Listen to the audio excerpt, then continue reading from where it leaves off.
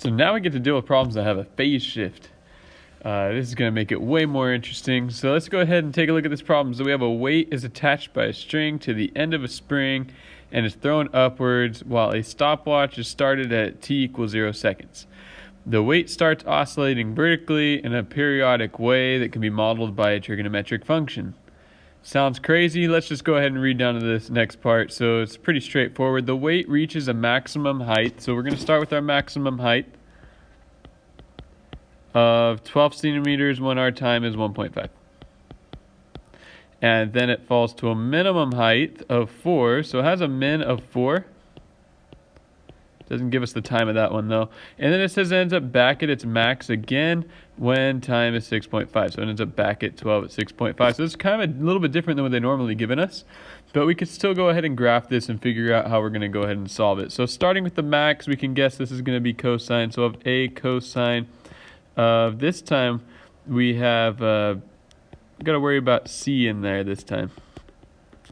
So we're going to find our amplitude, we're going to figure out what b is, and actually it's going to be easier to deal with finding c over b because that's technically what our horizontal shift is. And then we'll go ahead and find our midline as well, and this one might be a little more difficult to do that. So let's start with our maximum. Whoa, we got a different color there for our x-axis. So our maximum of 12, so 1, 2, 3, 4, 5, 6. Let's just call that 12, so every one of these counts as 2. So our minimum will be 4. So 1.5, it has a maximum. Let's put that in blue. So there we go, there's 1.512. And then we have our minimum somewhere in the middle. It'd actually be right in the middle. Since we're talking about max to max, you can think about that cosine starts in the max, ends at the max. That minimum is right in the middle of that. So right in the middle, we'll have our minimum of 4. We'll figure out. I don't even think we need the x value for that. And then when we get to 6.5, we're back to our max of 12.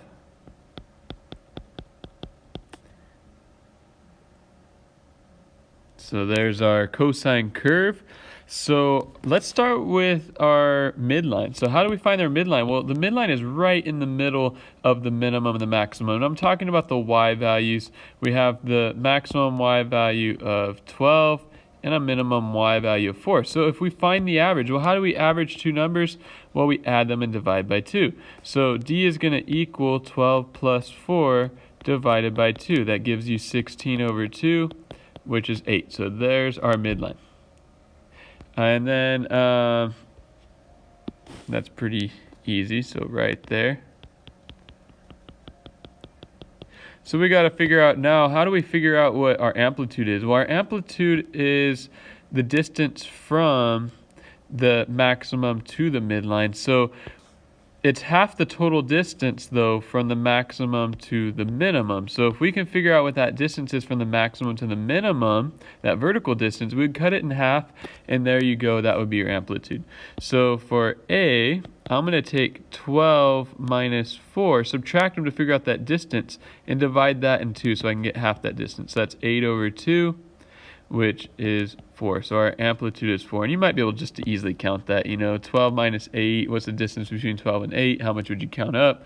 Different ways we might be able to handle that. So let me move that over here.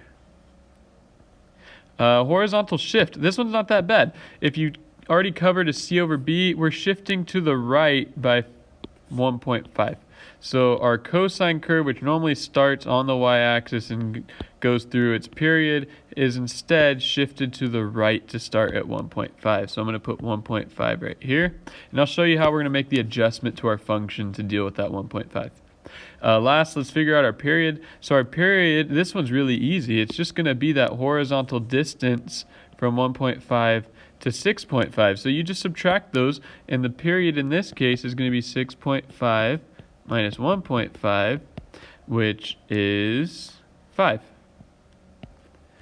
So our period is 5, and that's not what b is, so we're going to take 2 pi over b, set that equal to 5, we're going to say that's over 1, and then cross multiply, so we'll have 5b equals 2 pi, and b equals 2 pi over 5. So now to put it all together, we're going to have that our function is 4 cosine of 2 pi over 5. And I'm going to go ahead and put the extra set of parentheses. And we'll have x minus, because that's going to be a shift to the right. Remember, minus makes a shift to the right by 1.5. And then end those parentheses plus 8. If you want to, you could distribute the 2 pi over 5 to technically get it into this form. But it's acceptable to just leave it this way as well.